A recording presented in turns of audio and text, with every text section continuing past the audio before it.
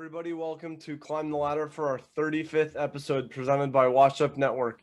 I'm your co-host Hunter, and my equally good-looking twin brother Duncan is sitting right here with me.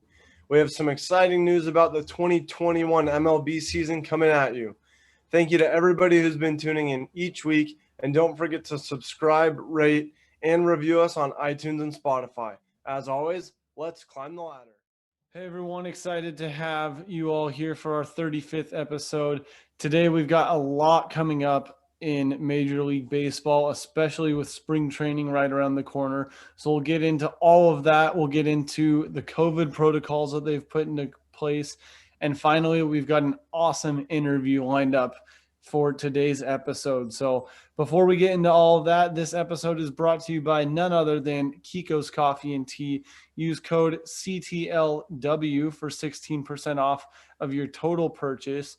I can't say enough about the medium dark roast. Get your hands on some of that. Get your hands on some cold brew, and they have even more tea options than ever before. So head over to kikoscoffeeandtea.com and get all of your coffee and tea needs satisfied. What do you say, Hunter? A lot coming up for this 2021 season. Yeah, we have some exciting news that last year in 2020 we didn't get until June, so we might as well start off with that. Yeah, finally, the Players Association has come to an agreement with Major League Baseball. So a lot of the stuff that we'll talk about today is stemming from that, with the COVID protocols, with the spring training facility updates, and all of the little nitty-gritty stuff that will make gameplay happen, hopefully COVID-free this year. Yeah, so we get a full season, and we get the return of the 7-inning doubleheaders if there are any games that get canceled. So that was actually really fun to watch last year. You know, you get the afternoon start that maybe you don't catch before the end of the workday, especially if it's an East Coast game. But, you know, so getting a little bit of afternoon games, evening games, nice doubleheader. You know, if you don't catch it right when you get home or right at the end of your workday, you can still make dinner and catch the second of the doubleheader. And really, I think going forward, having a full season potentially of this, with these kind of having to make up these games, I think that we'll see players preparing for those differently, because they'll just be a lot more fast paced, and we'll really just have to hit the ground running. Yeah, it was a big deal when they were trying to decide whether they do 162 games as normal or if they were going to shorten it down to 154. But at the end of the day, kind of how we talked to Jim about last week, is what's really the difference in 8 games? I mean, that's 1 week of play. That's really not going to make that big of a difference. So I am glad that they landed on 162, obviously hoping for no prorated salaries if all goes as planned. And then also with the double headers with the 7 innings, then that means that they are bringing back the runner starting in scoring position on second base for any extra inning games. So that was part of the package that they carried over from the 2020 short season. And I think it's a good way to go about it. I think if you're going to go into extra innings to prevent what they called marathon games, you kind of have to have that runner in scoring position so that we don't have that longer exposure into 15, 16, 17 innings, hopefully wrapping up most games under 12 innings, I would assume would be their goal. It's kind of like college football starting with the team on the 25 going in. Yeah, it's the same type of thing. They don't want it to draw out all night. In the NFL specifically, you can go back and forth a couple times, and then I think you end after 2 overtimes. And so it just kind of depends, but I think it's a smart move. But Hunter, one thing that I'm really excited for that I can't believe is only 1 week away is pitchers and catchers are reporting as early as Wednesday. So 1 week from today, Wednesday the 17th, followed by the rest of the teams as early as that following Monday on the 22nd. So really exciting news. That's to the Cactus League in Arizona. That's to the Grapefruit League in Florida. And teams this year are allowed to invite up to 75 players to spring training. But the format will be a little bit different this year. So instead of just inviting everybody at the same time to limit exposure, to limit the amount of people coming and going, they'll have all of their AAA level players go first, getting their shot at the big leagues.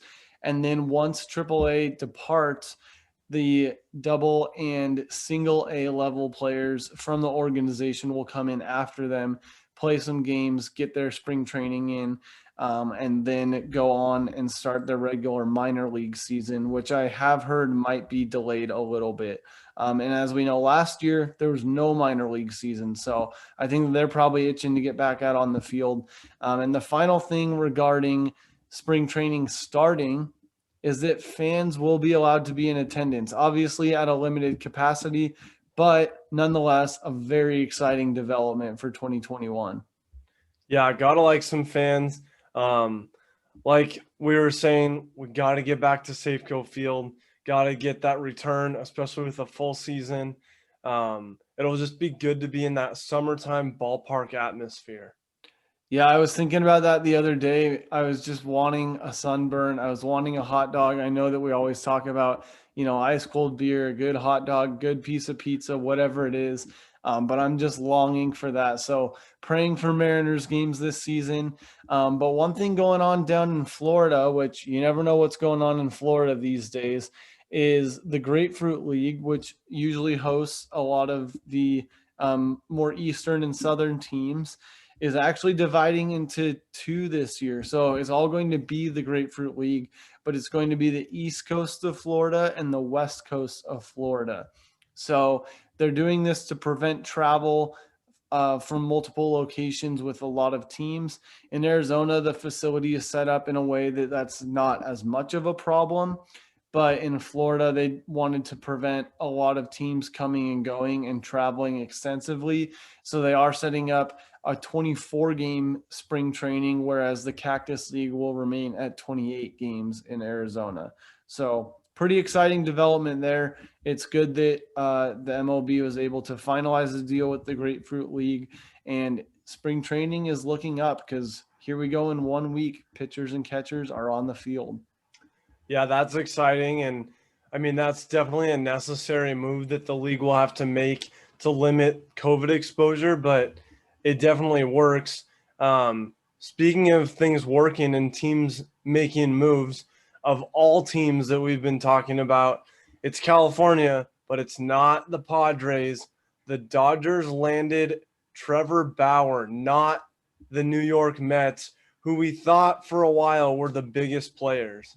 Yeah, talk about a blockbuster deal. I'm sure that this horse has already been beaten all the way, but Trevor Bauer, obviously the biggest name on the market, on the current market, and the Padres have been making tons of moves to compete with the Dodgers, who are the reigning champs, and the Mets have made probably the most notable moves this long off season.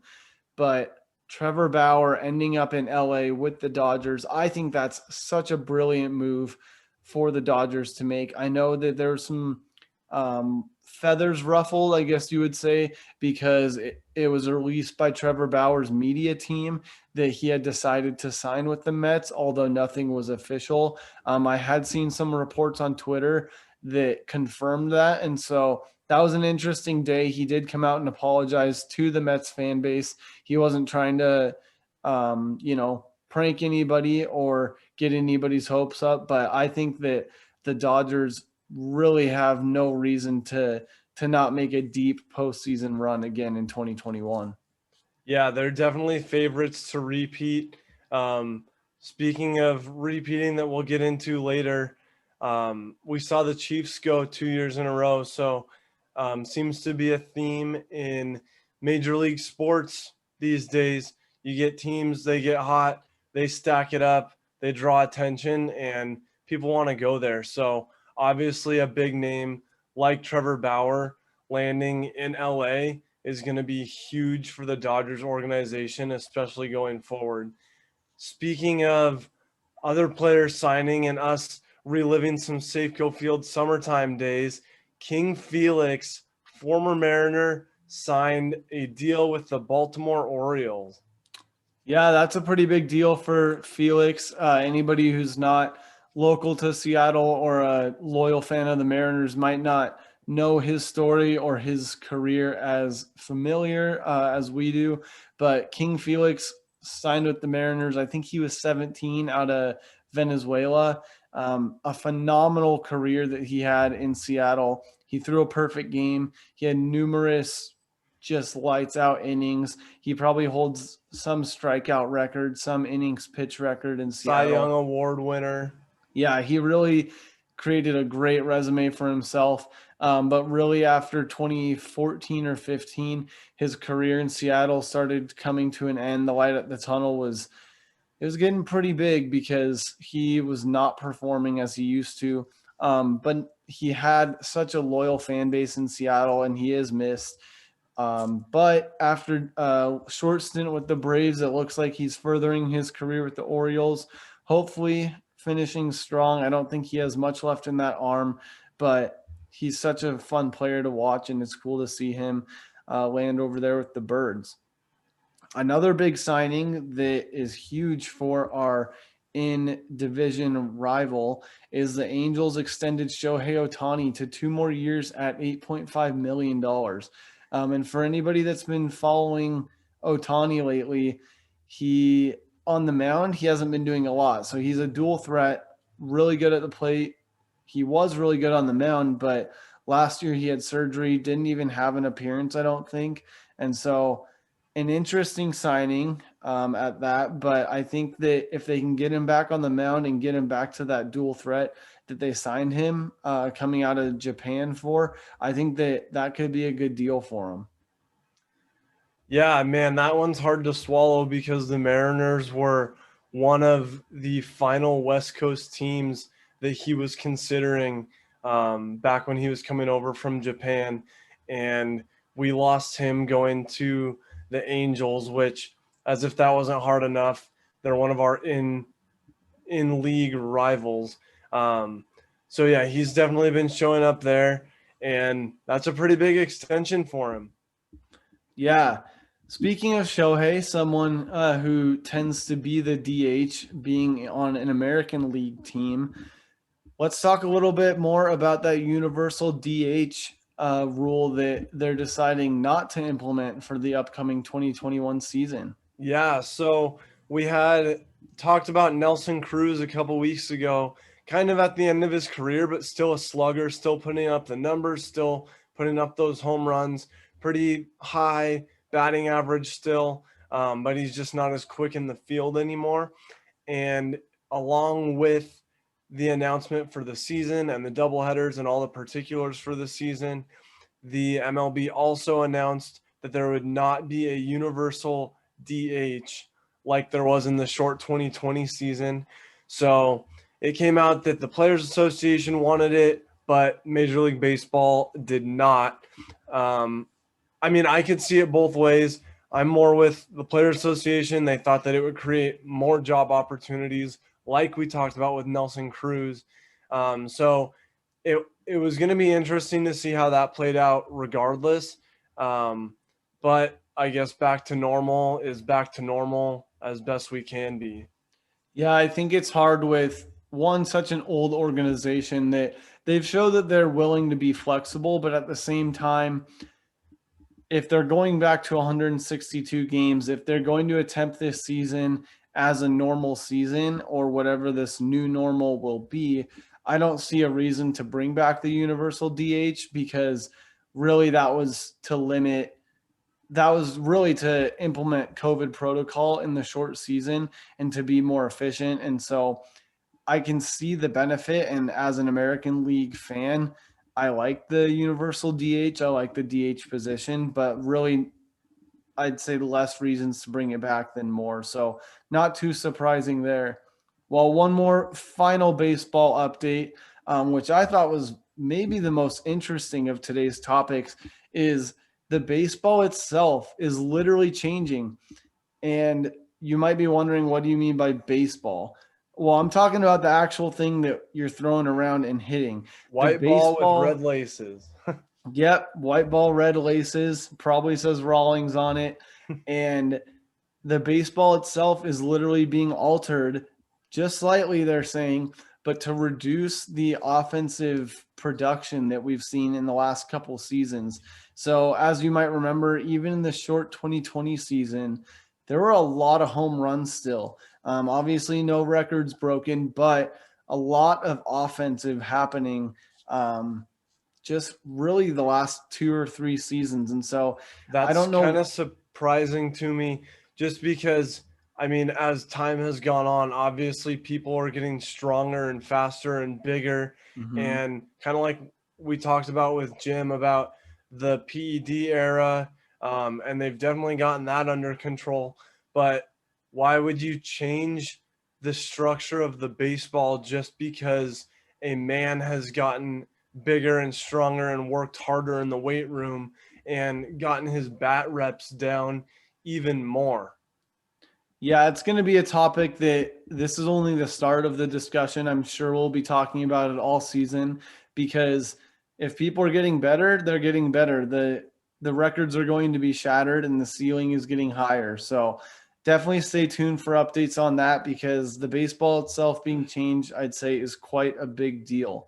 Like, I get that in adult league softball that they changed the structure so that guys aren't just piss rotting them back at the pitcher's face, but it's Major League Baseball. It's the highest of highs. That's kind Yeah, of surprising. they've earned their way up there and they've earned their way to those out of the park hits. So it'll be interesting to see what comes of the baseball itself being changed. But Hunter, I think without further ado, we should introduce our special guest, Gatlin Dean Williams. Now, welcoming on very special guest, Gatlin Dean Williams. He is our new friend and now yours. We're excited to have him on. He recently released his first EP, anywhere that you can find music, and we're excited to chat a little bit more with Gatlin today about his career coming up through country music and kind of where he's headed. So, Gatlin, thanks for coming on, man. We're excited to talk with you. Yeah, thanks for having me. I'm pretty excited to do this. My first time, like I said, so.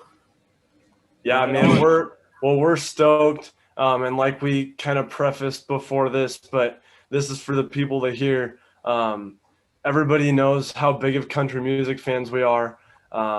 We have our segment called Deep Cuts, which we'll actually end the interview with. We'll include you on that. But yeah, we always talk about kind of usually towards the end of our episode, every once in a while, just country music, and we're just big fans. And so yeah, we talked about, I think, Dunk, it was the first episode of the new year when we threw in the deep cuts for the EP Fly.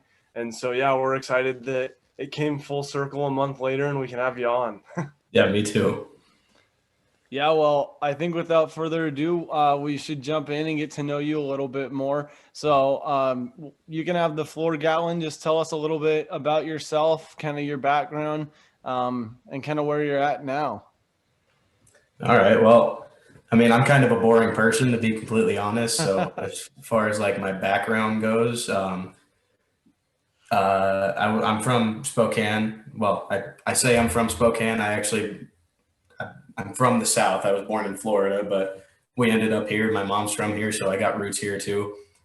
Um, as far as like the music whole thing goes, I grew up on country music and was always listening to it and always getting different artists and stuff put into my head through my mom or my stepdad or my dad or even my siblings too.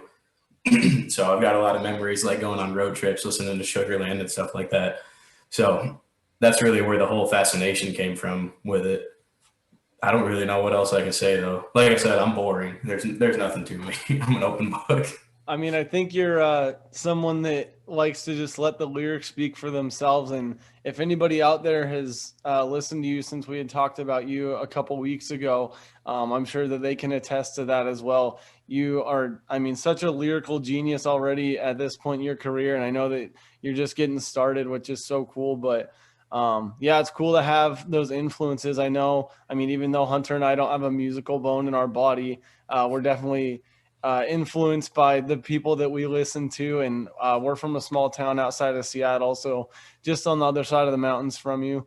But definitely more than just music. I mean, a way of life for us and the way that we grew up. And so definitely relate to you there. Who would you say, I know you name dropped Sugar Lamb, but who else would you say, influenced kind of your growing up and then where you're at now and kind of what you model yourself after? So it kind of jumps around a little bit in that aspect. Because when I was growing up, I had a very, very different taste than what I do now. So musically, my whole like inspiration it's all over the place because when I was younger, it was like Alan Jackson and I don't know, Blake Shelton was one of my big ones when I first started driving. I had a playlist on my phone that was just Alan Jackson and Blake Shelton. Um, but once I found like Hank Williams, and I had listened to Elvis Presley ever since I was young too. So those two really actually have shaped like where I am now. Kind of the whole like hillbilly outlaw kind of thing is really where I get my chops. But I've taken like the newer side of things and then that kind of thing and kind of twisted it all into my own. I don't know what the word I'm looking for is my own story, I guess.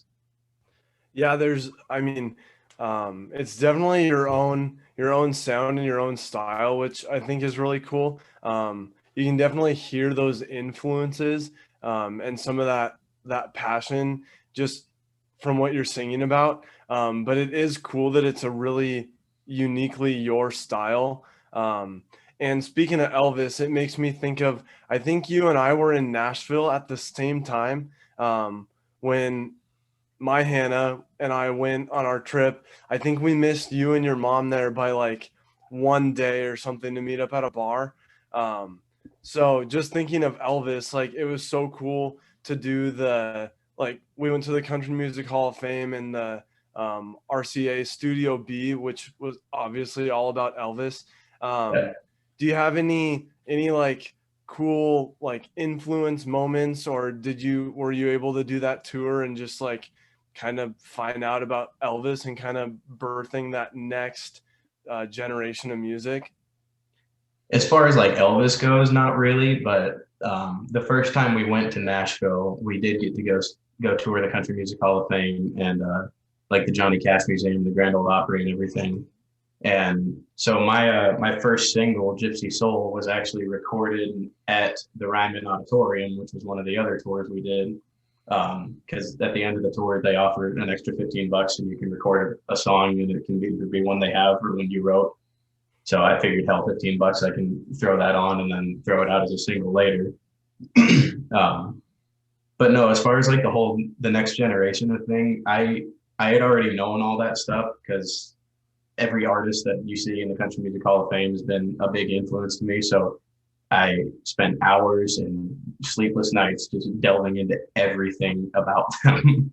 So I wasn't surprised by anything.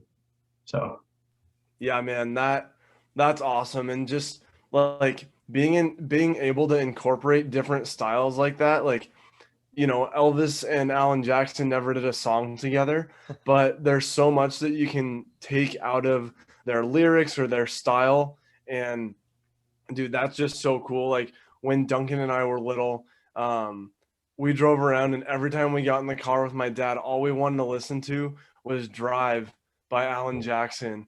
And that's just what we grew up on. Like my favorite song growing up for like 10 years of my life was Where I Come From by Alan Jackson. And there's just nothing like it. And just getting that like late 90s into the 2000s, just honky tonk sound.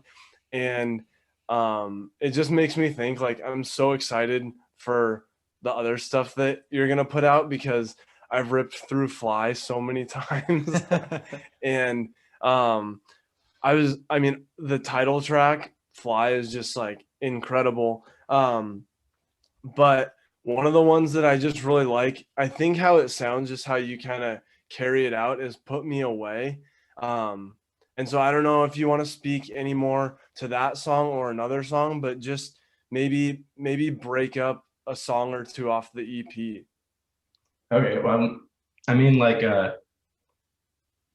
so Put Me Away, I didn't actually even mean to write. It kind of happened by accident.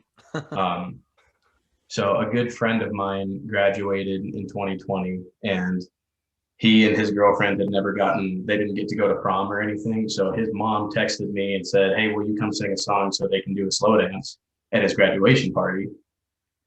And I said, "Yeah, sign me up." So I was lying in bed that night and humming a tune to myself and started thinking about it. And then I wrote that song, and it took like 15 minutes. And then I decided that was the one I was going to sing at the party. So that's kind of how, like, everyone loved it, and it was a huge hit, which made me feel super good. It was awesome to see people react to it like that. But that's kind of how that one ended up on the album. So every track on the album was sorry, I didn't mean to interrupt you, but No, you're good. Keep going. Every track on the album, it was never like I never planned on writing an album. So that's kind of why it's sporadic in the way every song feels. Like Fly is a story song, Put Me Away is like the cliche love song. But yeah, the whole thing was an accident. Like I never thought that I would be at this point putting out music that I'd written. So that's just so cool because I mean, I think that it's almost cooler that way because you're not forcing yourself, you're not forcing anything really. You're not forcing the process. And really, I think that that's the cool thing about songwriting is whatever comes natural. I mean, George Strait said it best. It just comes natural. Whatever comes to you, whatever's on your heart. I mean, you might as well write it. And I think that that's so cool. Like you're laying in bed, you have a little tune going kind of in your head. And then you're like, oh, I could actually make this into a song. 15 minutes later, boom. And I think, I mean, whether it takes days or minutes to write a song, it doesn't matter because it's what you put out and it's how you sell it. And I think that that's so cool that, you know, it wasn't intentional. You didn't sit down and say, hey, I'm going to release an EP next month. You just wrote them over time, like that one at the Ryman that you did. I mean, that's so cool. It's just, it's organic. It's something that's it's meaningful. And ultimately you're able to share your gift with the people. And I think that that's just so cool.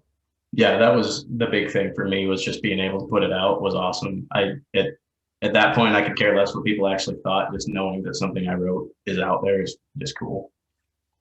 Well, I can definitely say that you're on the right track because, like Hunter, I've also, I guess, flown through Fly quite a few times, and I can definitely say it's something that if things are going crazy at work or life's too fast paced, you can just slow it down a little and really take in the lyrics, and that's what I appreciate about it the most.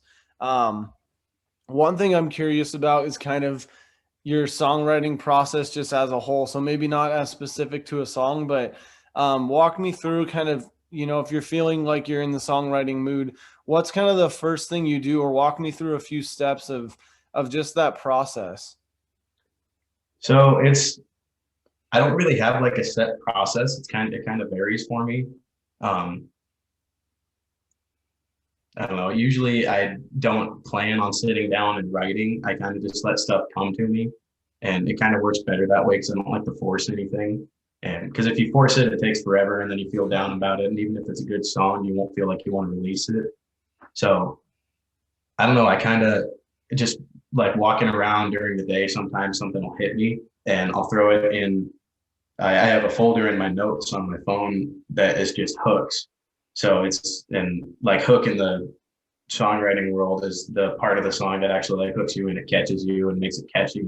The one that people remember, the one that's repeated the whole time.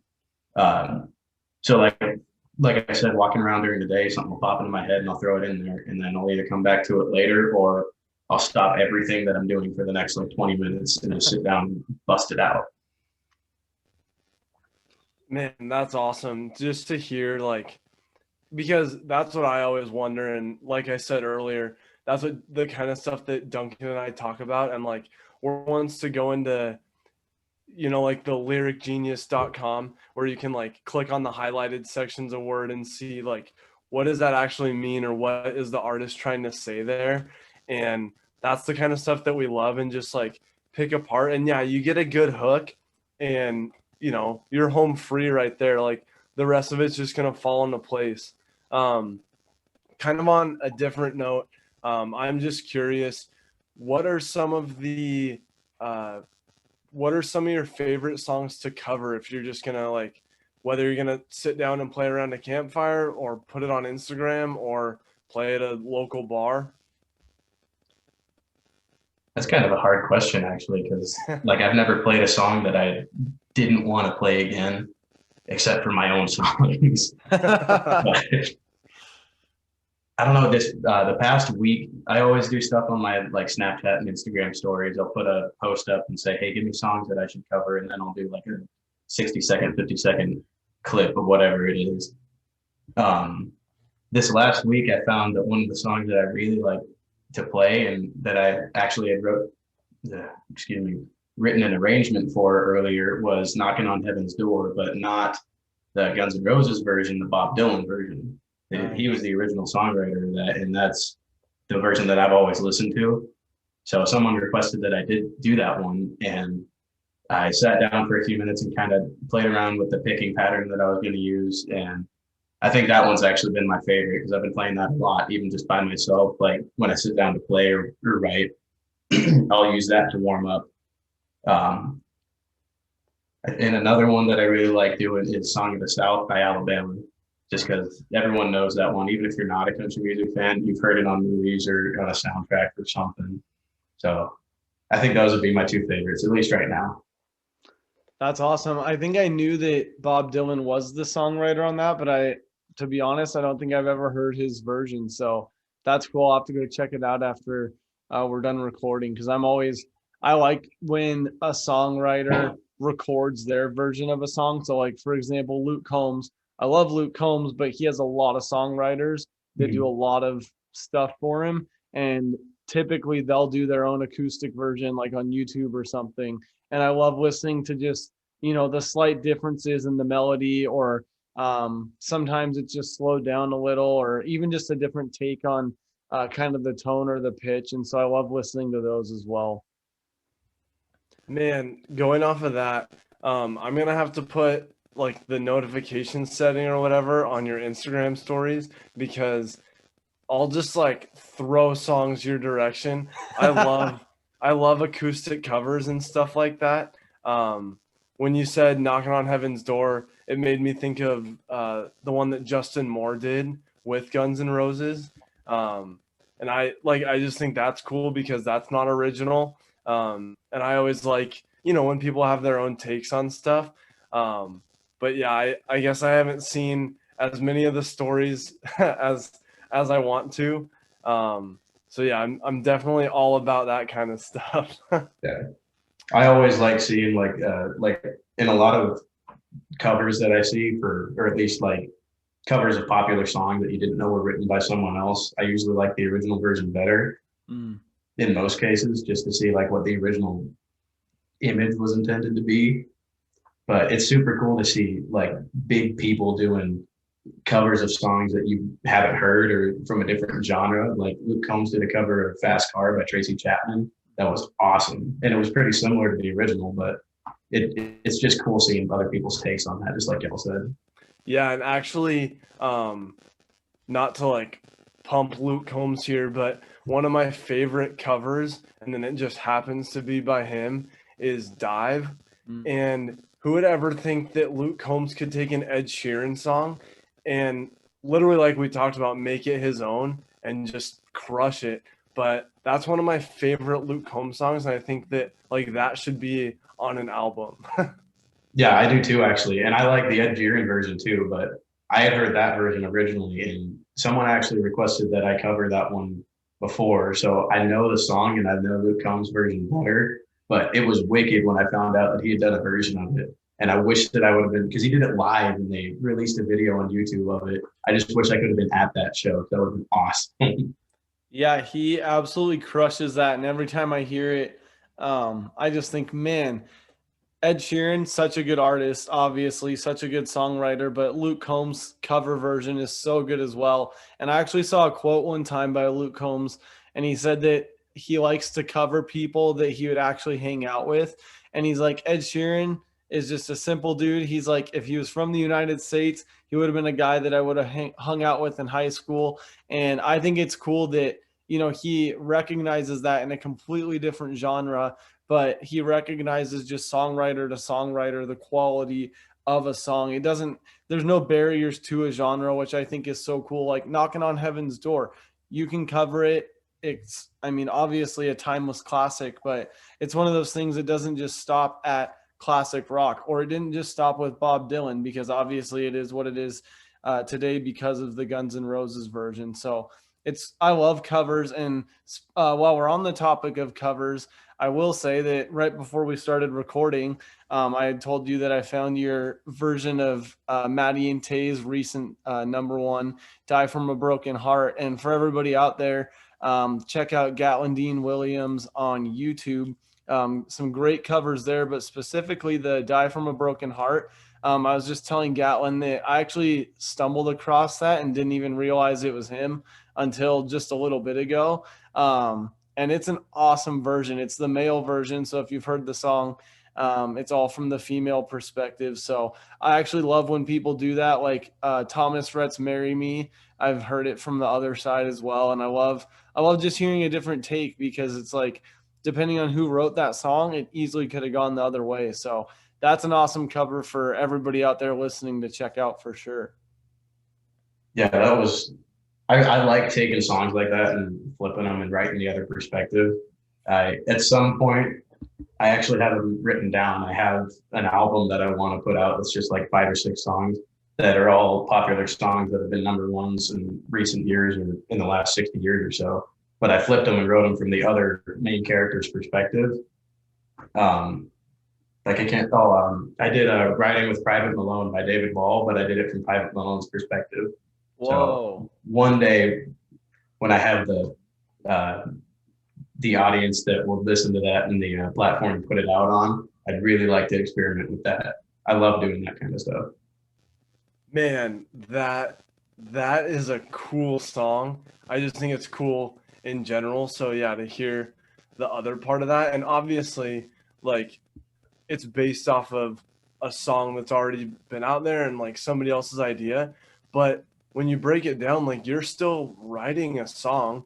It's, you know, in a way it's brand new. That actually kind of leads me into my next question. So what is next? Like what can we expect for future release? I know that Fly just came out around Christmas or New Year's or something, but yeah, what can we expect next, or when can we get more content? Honestly, I don't know. It's kind of slow moving right now. I'm spending a lot more time writing than I am like doing any promotion or social media stuff right now. I have a bunch of albums already written, but they're kind of on the back burner right now. I've had some other opportunities open up for music, and hopefully one of those will take off. We'll see though. But as far as like actually getting any content out or anything, my social medias I'm always active, or at least semi-active, and I'm always posting stuff on YouTube. I haven't in a couple of months, but I'm trying to be more active on it.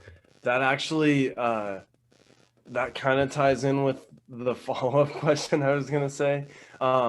So is there one that you like more, songwriting or playing, or one that you hope or aspire to do more? I think my talent really comes out through the songwriting rather than my singing. I'm not a bad singer. Like, I don't think I'm that like fantastic of a singer. I'm not awful, but like I'm not gifted like a lot of people in the industry are. So I think I probably have a better chance of being a songwriter behind the scenes kind of thing, and then maybe doing this like acoustic shows like a lot of big songwriters do. But I would preferably like to do both. Like I'd like to perform and be on the stage doing my own thing, you know, but you know, either way I'd be happy. I love what I do, and hopefully I can actually do it as a job one day. I mean, I would say that you're in pretty good company if you are trying to start out songwriting and then maybe performing. Like I can just think of Rhett Atkins, Chris Stapleton. Oh, I had another one, but that's pretty good company right there. Yeah, those are two of my biggest influences too, actually. Chris Stapleton, especially. Just he's a wordsmith, and that's kind of what I try to be too. Oh yeah, he killed it on this most recent album. Yeah, he did a really good job on that one. Another one I'll throw in the mix there that kind of relates to Rhett Atkins is Casey Beathard. He's on pretty much every song that comes out today, and he's one that, I mean, his last name now is famous because his son Tucker Beathard is up and coming, and obviously his other son is a quarterback for the 49ers, so pretty solid bloodline there. But him specifically, he is a fantastic songwriter, and he also has a lot of different styles, which I think is so cool. So that's awesome I mean, either way you go, you can't go wrong because it's such a cool industry, and there's really, I mean, the sky is the limit for opportunity. So it's awesome that, you're even starting to head down that path and even have your eyes set on that. One question I have regarding that, do you think that there's a move to Nashville in your future, or do you think you'll stay kind of more of the Northwest vibes? Do you kind of have a vision there, or you just kind of going as is? Nashville is definitely in my future, probably near future. I was hoping to move down there this year. I don't know if that's going to happen, but I'm still going to try to do it. Even if I never ended up going into music for real, they're trying to make it big. Even if I never did, it wouldn't matter. I'd be moving to Nashville. Nashville is probably my favorite place on the planet besides all of Alabama. I just wish Nashville was, 60 miles south in Alabama. But yeah, definitely there will be a move at some time. Probably not in the city. I'll stay to my roots, and I'll probably move to Ashland City, which is about 30 minutes away from Nashville, tucked in the hills. Nice. Yeah, that's awesome. We're excited to just keep up with your journey. And I mean, you hear so many people that go to Nashville with aspirations, and I know that they call it the 10-year town for a reason. And you have people like Hardy, for example, who, Michael Hardy's been writing music for the last decade, and he's, got number ones from anyone from Kenny Chesney to Blake Shelton and everyone in between. But all of a sudden here he comes hitting it hard in fall of 2020. And, the 10-year town made him, and he got to where he wanted to be. So really, I always think, never write it off. And even if it takes longer than planned, that's just kind of the industry and the career. I did see a cool story recently. I don't know if you've heard of Priscilla Block, but she is up and coming, and she's kind of all over like Sirius XM right now. She actually just put a song like back in March or April when COVID started on TikTok, and people just took off with it. Now she's well over 1 million streams on Spotify. She got signed to a deal. And so obviously it's not that easy, but it's cool because, one song, one session of songwriting could completely change your future. And so I just think that that's what's so cool about the music industry. And I'm just excited to see where you go from here, man. Yeah, I am too. And hopefully even if it's one song that just launches my career, that'd be awesome. That's what we're trying to do now. That's what I'm focusing on, is just getting everything started. For sure. Well, just as we wrap up, we just want to give you a chance to tell people where they can find you, what platforms, and maybe a song suggestion if they only have time for one before they get ripping through the whole EP like we did. All right. Well, all of my social medias, you can find them under Gatlin Dean Music or Gatlin Dean Williams. I try to be active on them, but I don't do the whole social media thing. I'm not very good at it. So I try to keep up on them, but I'm there when I can. I still have my day job too, unfortunately. So as far as like a song that anyone should check out, the one that's been getting the most streams lately is Back There, which is one of the ones on the EP. That's my favorite one that I've written on that, at least on that album.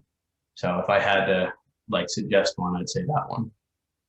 Right on. And then is your YouTube channel the same as all of your other social media as well, just Gatlin Dean Music?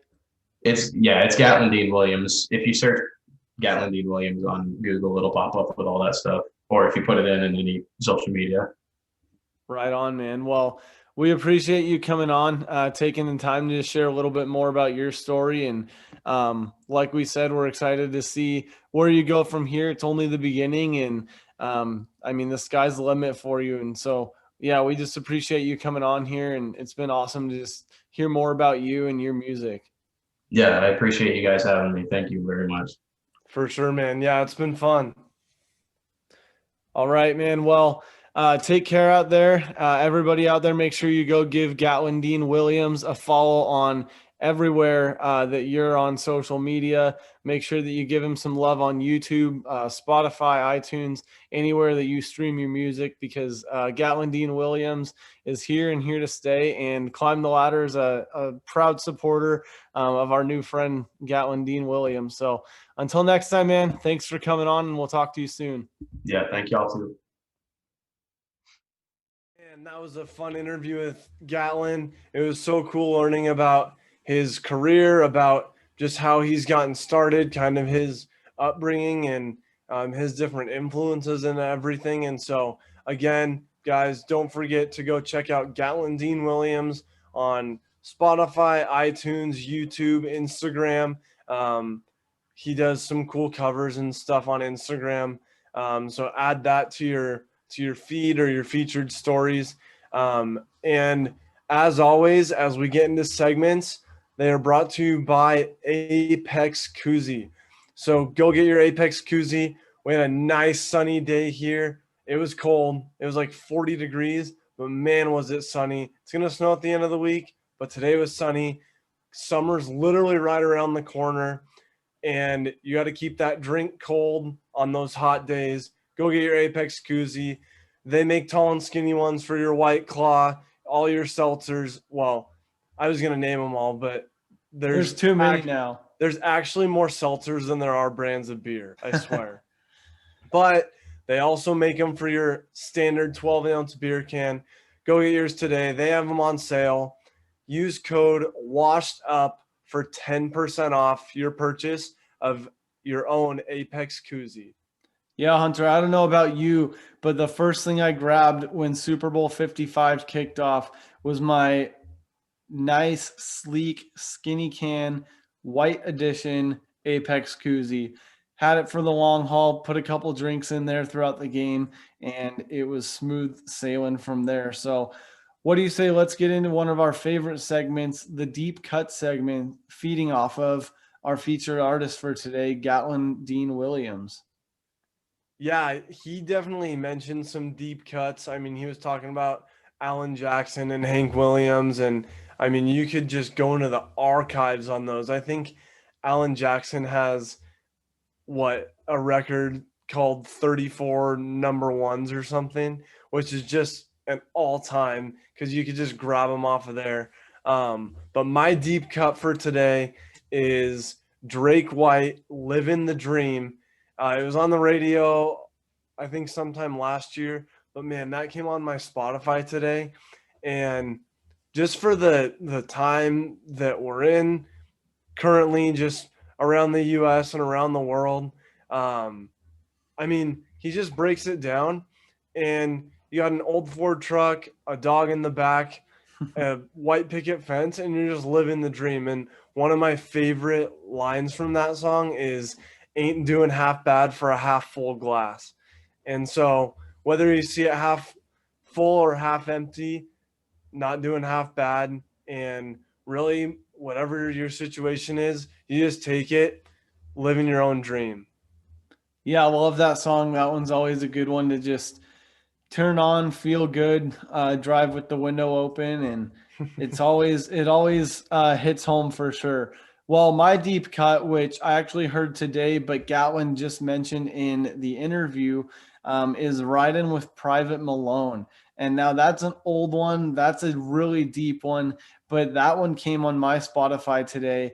And man, what a song. I love a good song that can paint a story, and man, does that one paint a full story. So whether you're a fan of country music or not, if you like good lyrical content, check out Ridin' with Private Malone. Such a good song, such a classic. Might make you even tear up a little. Just a good I love classic. a good song that tells a story. I was actually listening just a quick brand new song that tells a story is Leonard Skinner Jones by Eric Church. He just released that in the last couple weeks, and man, that tells a cool story. You guys will have to go read up on it and just type in the meaning on Google and you can read all about the song. But it was written by Casey Beathard, who, if you don't know songs that he's written, pretty much every song on the radio is written by Casey Beathard. So go check that out. Love a good story song. And with that, let's get outside the diamond with Super Bowl 55 this last weekend. Yeah, I think with so much to talk about with Super Bowl 55, I think that we should just do, our biggest takeaways, maybe your top three, what you noticed, what your initial feedback was. And also, I know that the boys on Way Out Here and after the tailgate did some nice recaps of Super Bowl 55 as well. So once you're done with this episode, stay outside the diamond, go check out Way Out Here and after the tailgate from the Washed Up Network.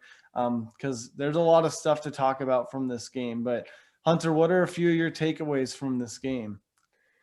Man, I know that people hated on Tom Brady, well, still do for his whole career, but I gained a new respect for him when he left the Patriots. And to be able to see him go to a brand new team. Last year the Bucks finished 7-9. This year they were 11-5, made it through every round of the playoffs, and then didn't just show up in the Super Bowl, but dominated. Very much led by Tom Brady. Just incredible. And so you have to respect Tom Brady's gameplay. It was his 10th Super Bowl and now his 7th win. Just incredible to watch literally the best quarterback of all time in NFL history in the game of football, and we're witnessing that during our lifetimes, which I think is so cool. I also had that realization after he won. I was like, it's just crazy that we're actually watching the best quarterback that's ever played and maybe that ever will play, at least as far as numbers go. Obviously, people will continue to evolve and get better as a football player. But 7 Super Bowls, he has more Super Bowls than 18 NFL teams combined. I mean, Yeah, that's that speaks incredible. volumes to his gameplay and just being able to take a team like the Buccaneers, who obviously had some weapons on their roster last year, but to take them to new heights and ultimately to win the biggest game that you could ever win. I think that it's all on Brady. I think Belichick was a great coach for the Patriots. I think Bruce Arians is a great coach for the Bucks, but the common denominator there is Brady, and love him or hate him, he's an amazing football player, and he was just flat out fun to watch. Yeah, also, I saw a stat that Tom Brady has 4 of his 7 championships from between the ages of 37 and now he's 43. So in the last 7 years of his 21 season career is when he has over half of his rings. Yeah, and if I remember right, looking at all the years that he won, I think he went 10 years without winning a Super Bowl, He did, yeah. which is wild to think about because he's had, I think we talked about this a couple weeks ago, basically 3 separate careers just spanning over the last 20 years. But for Yeah. 10 years, right in the middle of your career, to not win any and then go on and win 4 more, absolutely incredible. Yeah, amazing. And I mean, as for the rest of the game, it was really cool to see Gronk get a pair in the end zone. I really wanted to see Travis Kelce show up a little more, and I'm actually glad that I did not place a bet on him because I was going to place a bet for anytime touchdown scorer for Kelce just because he's been a go-to. It was cool to see Tyreek Hill's speed. That was not absent. But I would say one of the biggest takeaways of drawing a comparison is seeing how little time Patrick Mahomes had in the pocket, he rushed in being under pressure. He scrambled for 497 yards in the football game. Wow, I didn't see that stat, but I'm not surprised at all because he had no time from his line. That was not a secret. And also, no help from his receivers. He's got a decent receiving core, but he's definitely going to need to upgrade those weapons this offseason because the amount of passes that were either first downs or touchdowns that went off their hands or face mask was just too many to count for a Super Bowl caliber team. So I don't think it was Mahomes' fault. He did all he could with the cards that he was dealt, but ultimately the Chiefs did not show up on Sunday. Definitely. But I mean, it was one of those games. Honestly, I wish it would have come down right to inside the last minute. Those are the best games. Those are usually the conference championship games are a lot better than the Super Bowl. But nonetheless, it was Super Bowl Sunday, and now we're just sad for 8 months until we get football back. But hey, we made it through an entire NFL season. Yeah, I think that's huge. My stomach is still full from Sunday.